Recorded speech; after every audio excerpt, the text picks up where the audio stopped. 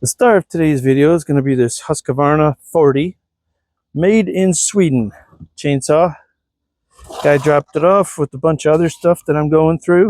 He says just get everything running, look it over. Looks like a pretty sharp chain. Got a little bit of droop to it.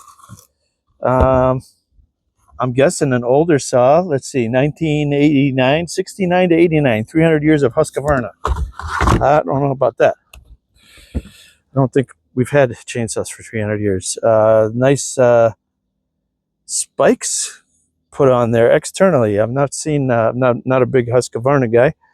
Never saw one with that. That's kind of nice because it's easily replaceable.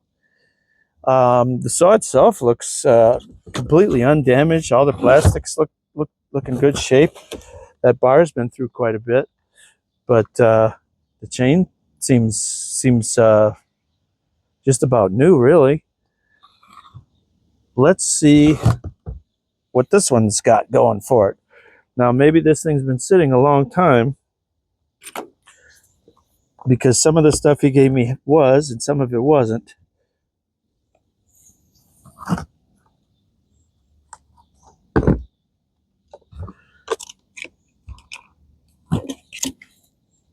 No fuel. Yeah, I think this is one of the ones he had put away then. That's wise. And just a little bit of bar oil. So let me get a little bit of both in there. And then we can fire it up and see what works and what doesn't. How do we operate you? Stop is that way. So we want go. Choke on. Okay, that'll shut off automatically when I hit the throttle. Good to know.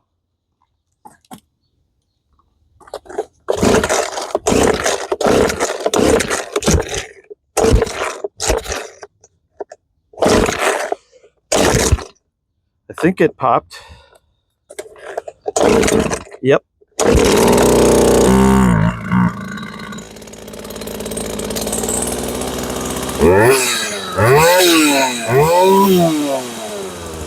Oh yeah.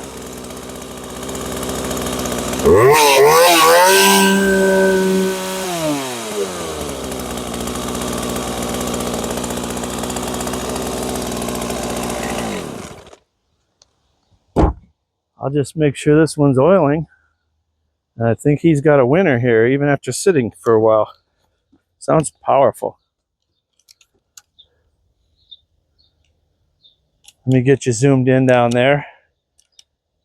I've already done a couple. And it should get wet on the corner of that metal from chain oil flinging off.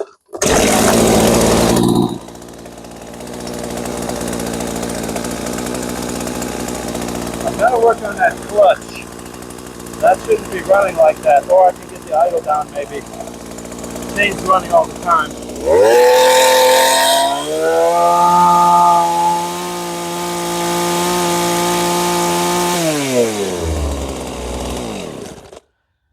It's oiling. Good.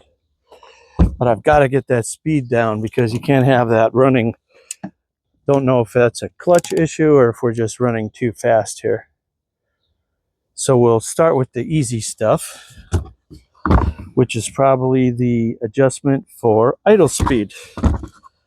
I don't know a lot about a Husqvarna, of this vintage especially, but I can bet that that's how we get into it. Which is like rusted. Let me get a bigger screwdriver. Be back. There it goes.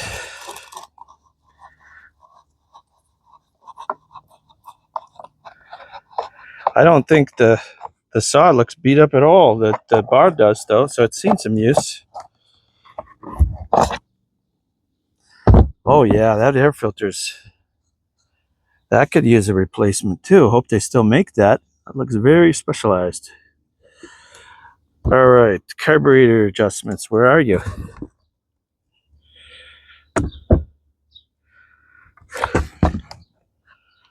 I think I see one here. HL. Oh, I guess I could have got those from the side. I did not know that. Somebody out there was yelling. Yeah, there's holes here, high, low, and there's equal holes there. Don't know if that's a hex key needed or screwdriver, but I'm guessing screwdriver from this vintage. I don't think they would have gone with anything else, but yeah, this air filter here needs it bad. This side's got some use on it, but it was taken care of really well. Not one piece of broken anything. Amazing. Idle speed. I assume T means idle, high, low, idle. I'm going to go with that idea until I learn otherwise. Maybe before I go fishing with the wrong tool in there, let me take this air cleaner off. It looks like it goes all the way down. It looks like the air cleaner, or is it just this top part you take off? No, I think it's that whole thing.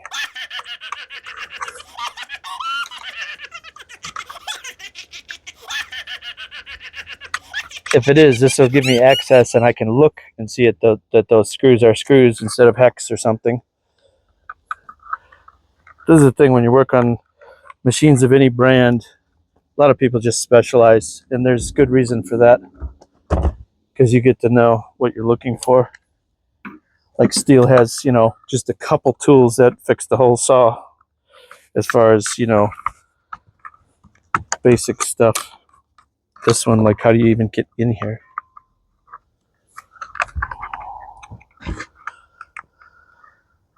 You could kind of see it in there.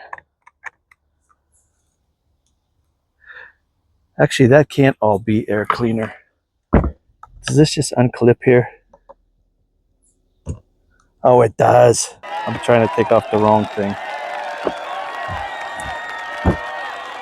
So the piece that I'm taking off isn't going to really come off easy. It's not designed to come off with that air cleaner, but in here is, yeah, I'm on a flathead screw.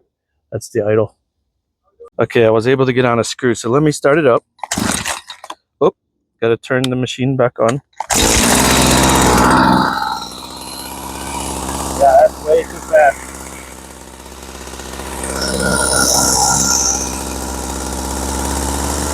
That's faster. That's slower.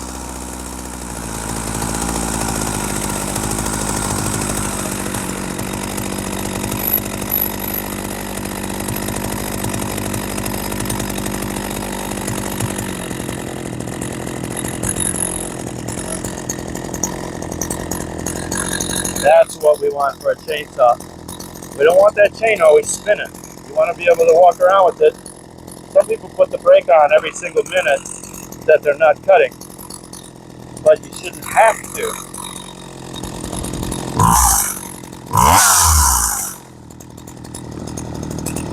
There's another way to see if your chain is oiling. If you look down here, you'll see it come off in the sun. See it spraying off there a little bit. You kind of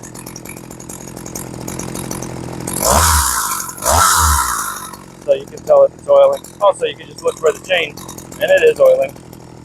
And that's a great speed right there. That chain is not moving. Yeah, it's just a little. I'll back it off a little more.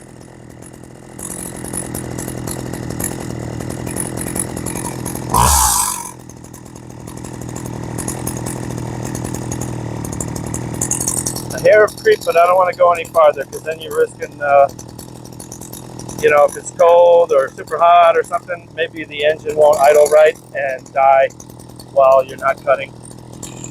I'd rather leave it just a hair too high. That little half a rotation every few seconds ain't gonna hurt a thing.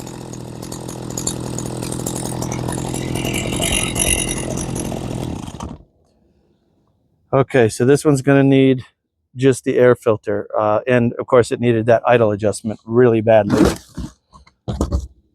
So let's pretend there's a brand new air filter on there and we got this thing all put back together. I'll declare this Husqvarna 40 Wildwood certified. Thanks for watching.